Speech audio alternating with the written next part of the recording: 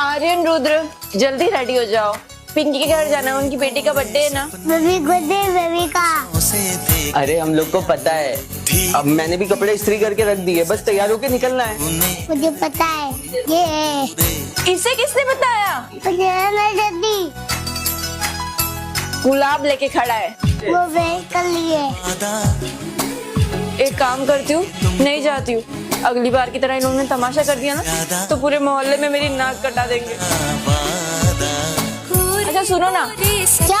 पिंकी ने बोला है कि उन्होंने फंक्शन कर रखा है तो हम नहीं जाएंगे। क्यों नहीं?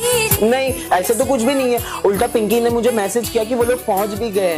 मेरे को बच्ची चाहिए था। मैसेज आ गया? मैं तो जा रहा हूँ। देखो माई, अगर तुम्हें नहीं जाना है तो हम लोग को बता दो। तुम्हें भी? भाग रुद्र। तुम दोनों को ना मैं आज नहीं छोड़ूंगी।